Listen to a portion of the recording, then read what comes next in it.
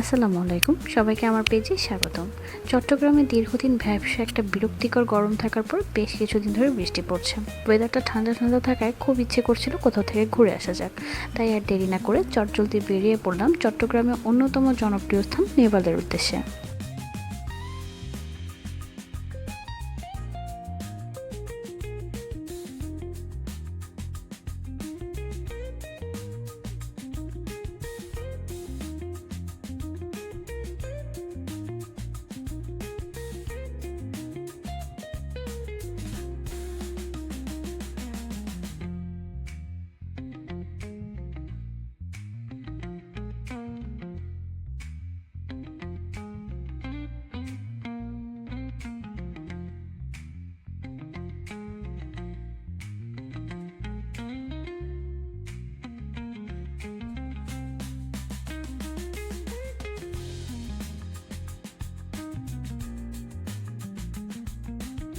চট্টগ্রামের অন্যান্য রাস্তার তুলনায় এই রাস্তাটি আমার অনেক অনেক পছন্দের একটি রাস্তা।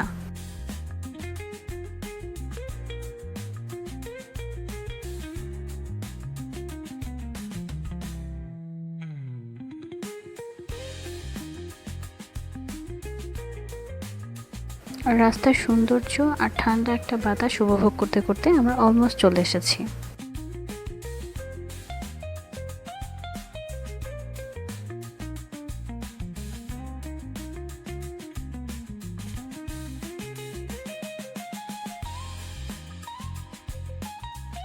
যেহেতু বেশ কিছুদিন ধরে নেভালে কাজ চলছে আর বৃষ্টি হওয়ায় নেভালের রাস্তাগুলো একটু খারাপ ছিল, তাই আমরা যাওয়ার কথা ঠিক করলাম আমরা ওয়াটার বাস টার্মিনালে যাব।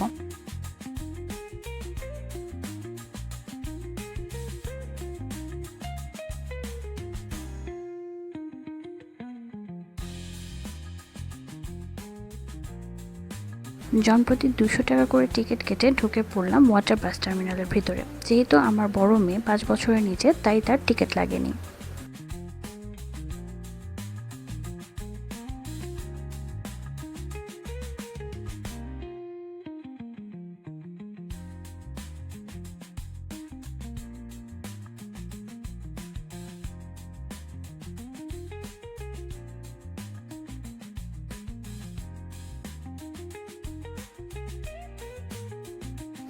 আমি নেভাল অনেকবার এসেছি, বে ওয়ান এখানে স্ট্যান্ড বাই থাকার পরেও, কিন্তু কখনোই আমার ওয়াটার বাস টার্মিনালের ভিতরে বা বে ওয়ানটা এক্সপিরিয়েন্স করা হয়নি। আজকে চলুন বে ওয়ান এক্সপ্লোর করব।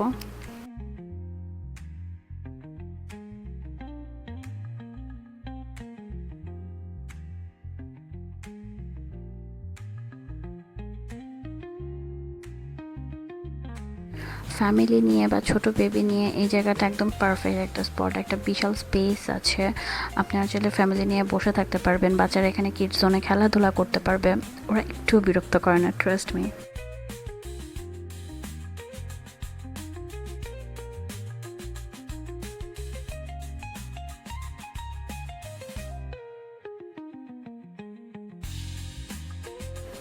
পাশেই এয়ারপোর্ট থাকায় একটু পরে পরে এক একটা প্লেন টেক অফ বা ল্যান্ড করছিল, বিষয়টা দেখতে আসলেই অনেক সুন্দর।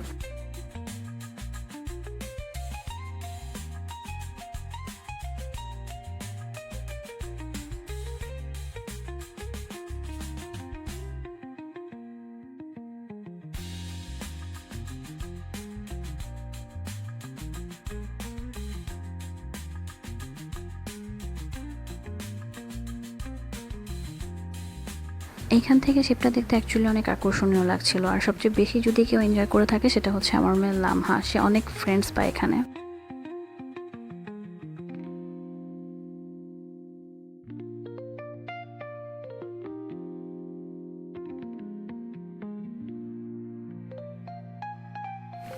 কিছুক্ষণ এই পাশটাতে কাটানোর পর এখন মনে হলো যে না, এখন শিপের ভেতরটা একটু এক্সপ্লোর করা দরকার, তাই চলে যাচ্ছি শিপের ভেতরে।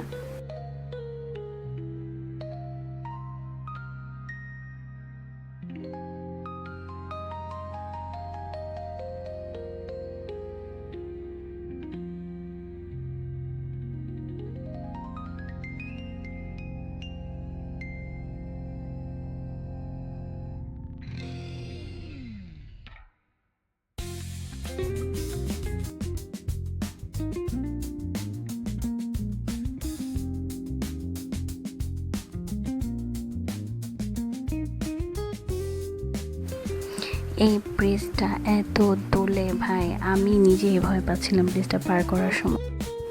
ও হ্যাঁ, বলে রাখি, এখানে যে পুলগুলো দেখতে পাচ্ছেন এগুলো টিকিটের সাথে ইনক্লুডেড না, এগুলোর জন্য আলাদা করে আপনাদেরকে টিকিট কেটে নিতে হবে।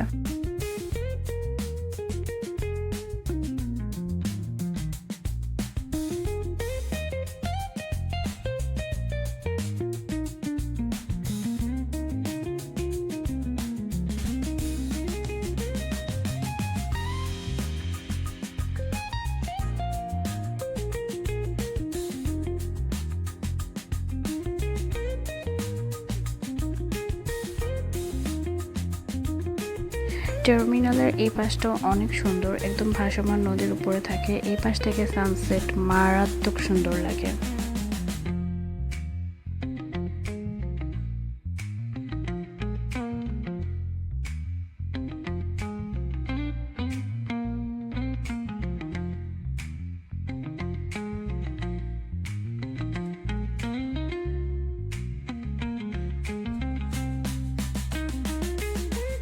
এই পাশ থেকে ভিউটা খুব সুন্দর, সাগর আর নদীর যে মোহনাটা দেখতে অসম্ভব সুন্দর দেখাচ্ছিল।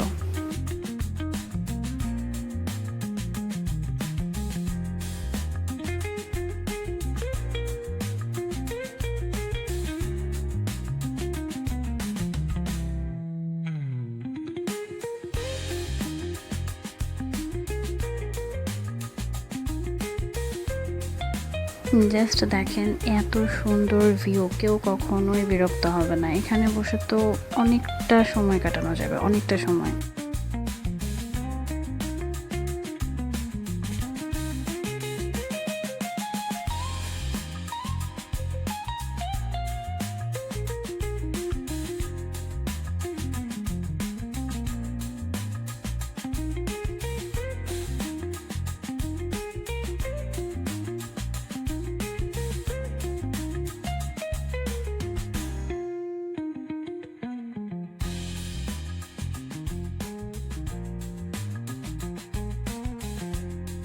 বেশ কিছুটা সময় নদীর পাড়ে বসে থাকার পর এখন আমরা শিপের ভেতরে যাচ্ছি। চলুন দেখি শিপের ভেতরটা কেমন।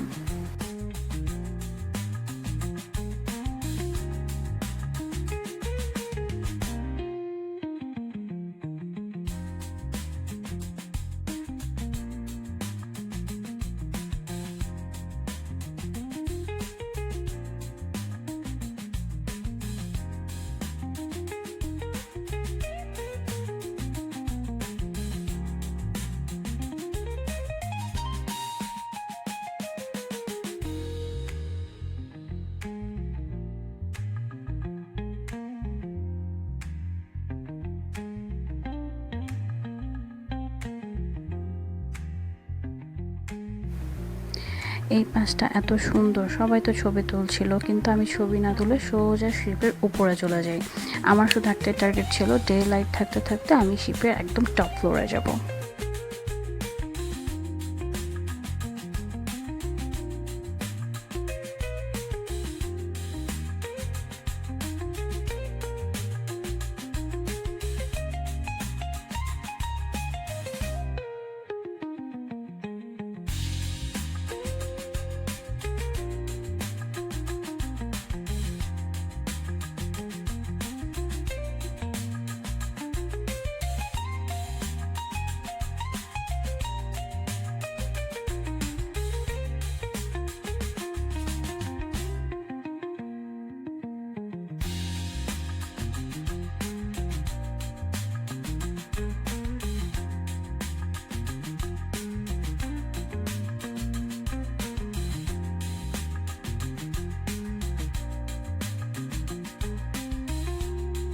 নেভালে আসার এক্সপিরিয়েন্সটা একরকম, আর বে ওয়ানের ভেতরের এক্সপিরিয়েন্সটা টোটালি অন্যরকম।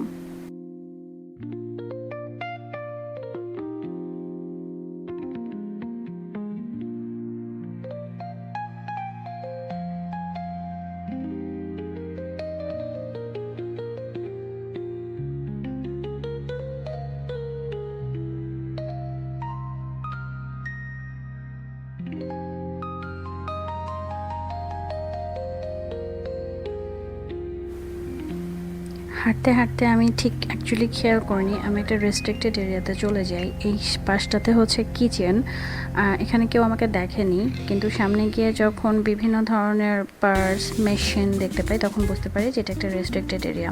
তাই দেরি না করে আমি ব্যাক করি।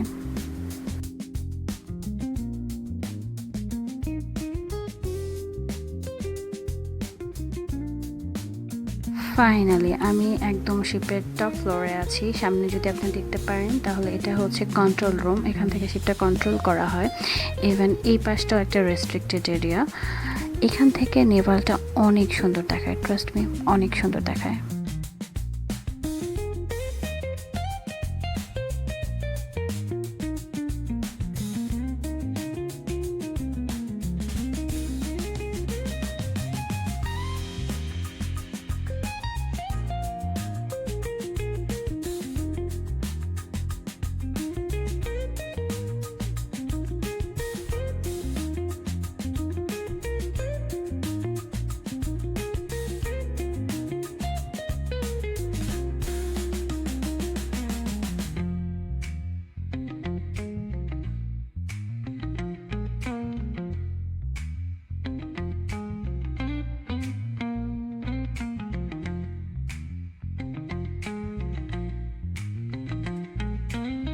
শিপে ঢোকার পর আমার কাছে শিপটা ঠিক যতটা বড় মনে হয়েছে, কিন্তু আনফর্চুনেটলি টপ ফ্লোরটা আমার কাছে খুব একটা ভালো লাগেনি। ঠিক আছে, কিন্তু সাইডের এই ধরনের বিভিন্ন ইনস্টলমেন্ট এবং মেশিনের জন্য আমার কাছে টপ ফ্লোরটা খুব আহামরি লাগেনি, যার কারণে আমি টপ ফ্লোরে খুব একটা সময় কাটাই না।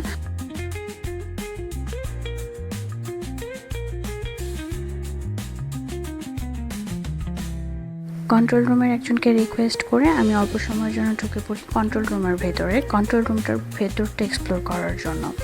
ট্রাস্ট মি, এই এক্সপিরিয়েন্সটা একদম অন্যরকম, ডিফারেন্ট একটা এক্সপিরিয়েন্স। এত বড় একটা শিপ এখান থেকে কন্ট্রোল করা হয়, আর আপনি সেই জায়গায় দাঁড়িয়ে দেখছেন, ফ্রন্টের ভিউটা দেখতে পাচ্ছেন, বিষয়টা আসলেই আকর্ষণীয়।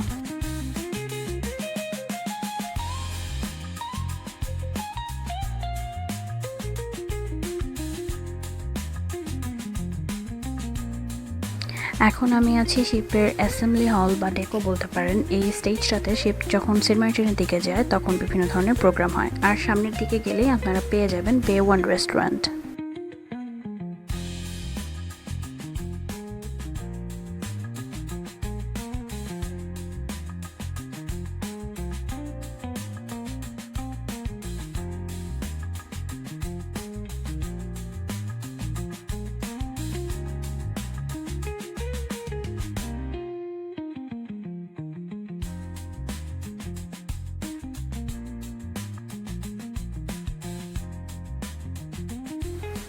এটা হচ্ছে বে ওয়ান রেস্টুরেন্টের মেনু। আমার কাছে খাবারের দামটা শিপ ওয়াইজ খুব আহামরি লাগেনি, কিন্তু খুব কমও বলবো না।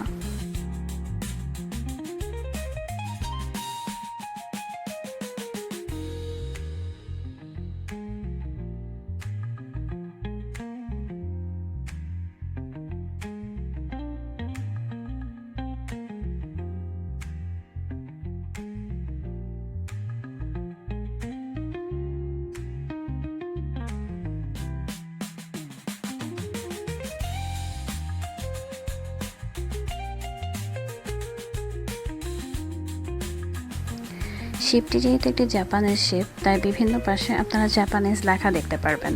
এই শিপটি জাপান থেকে বাংলাদেশে 2020 সালের সেপ্টেম্বরে আনা হয় এবং 2020 সালের 20শে ডিসেম্বর সর্বপ্রথম চট্টগ্রাম থেকে সেন্ট মার্টিনের উদ্দেশ্যে এটি রওনা করে।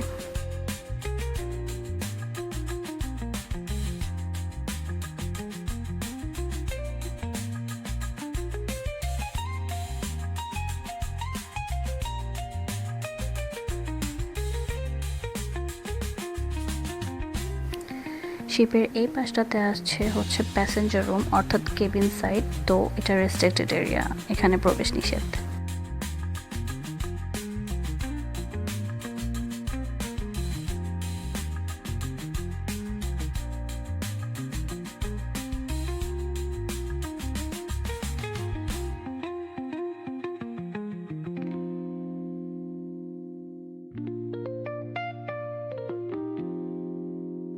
শিপটা এক্সপ্লোর করার পর আমার কাছে তুলনামূলক ভালো লেগেছে, সুন্দর, কিন্তু টিকিট মূল্যটা আরেকটু কমানো যেতে পারে, তাহলে হয়তোবা জনসাধারণের জন্য একটু সুবিধা হতো।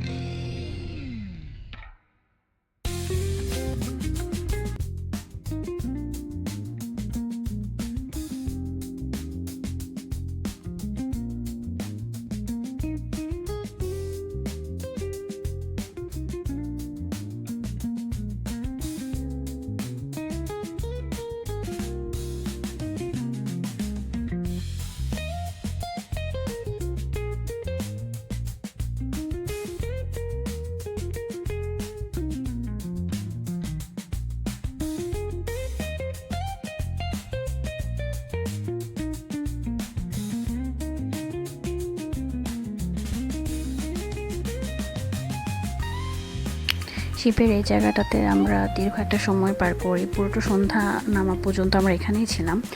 এখান থেকে আমরা ভিউটা খুব এনজয় করছিলাম। ওই পাশে কাফকো দেখা যাচ্ছিল, একটু পরে পর এক একটা স্পিড বোট যাচ্ছিল, শিপ যাচ্ছিল, বিষয়টা আসলেই অনেক সুন্দর। তারপর যখন সন্ধ্যা নামার পর ভিতরে লাইটগুলো জ্বালিয়ে দেয় শিপের ভেতরে, আর এত সুন্দর দেখাচ্ছিল শিপটা, তখন পুরো শিপের সৌন্দর্যটা জাস্ট মানে লাইটিং স্টার্ট হওয়ার পর ফুটে ওঠে।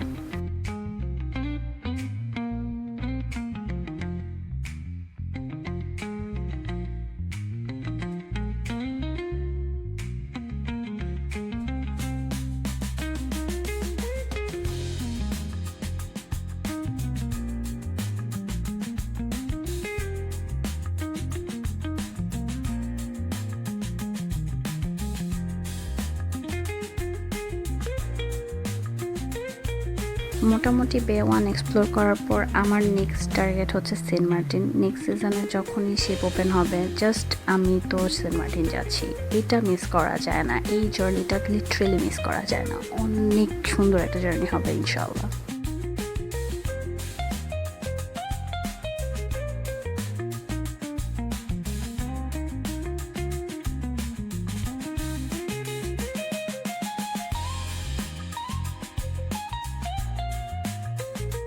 এটা হচ্ছে বে ওয়ানের গাইডলাইন। এখানে শিপের কোন পাশে কি আছে, কত তলায় আপনারা কি দেখতে পাবেন, সব ইন ডিটেলস পেয়ে যাবেন।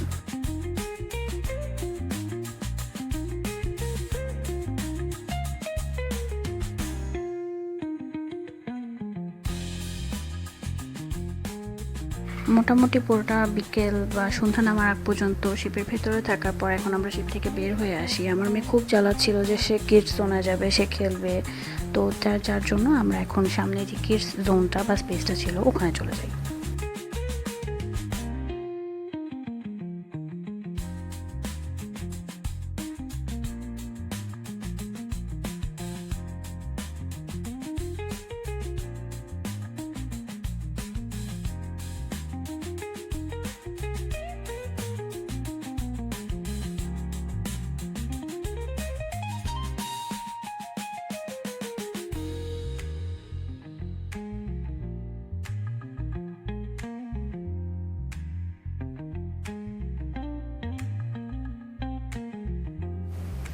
সামনে যাওয়ার পর একটা বিশাল দোলনা দেখে আমরা তো সবাই মিলে বসে পড়ি যে না, এখন শুধুমাত্র ভিউ এনজয় করব। অনেক ঘোরাঘুরি হয়েছে, অনেক এক্সপ্লোর হয়েছে, এখন নিজেরা একটু আড্ডা দিব, বসে পুরো ভিউটা এনজয় করব।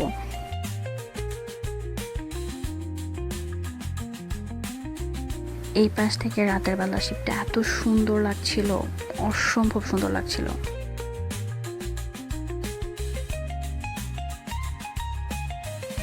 নেভাল আসলে নেভালের এই ছোটো পেঁয়াজু তো মাছ থাকার একটা আইটেম, বাট এদের পেঁয়াজুটা একটু ক্রিস্পি, ভিতর থেকে নরম, ভালো ছিল। 100 টাকার তুলনায় বেশ অনেকটা পেঁয়াজুই দিয়েছিল, আমার কাছে ভালো লেগেছে।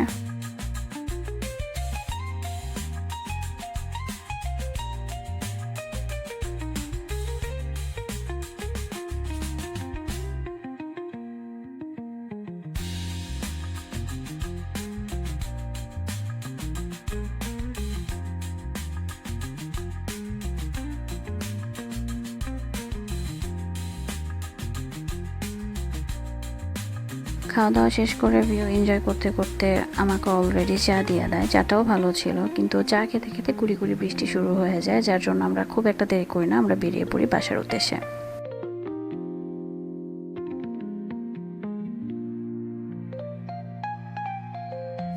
আমার ভিডিও যদি আপনাদের ভালো দেখে থাকে তাহলে অবশ্যই লাইক, কমেন্ট এবং সাবস্ক্রাইব করে পাশে থাকবেন, এবং পরবর্তীতে কোথায় যাওয়া যায় তা কমেন্টে জানাবেন। ধন্যবাদ। আল্লাহ হাফেজ।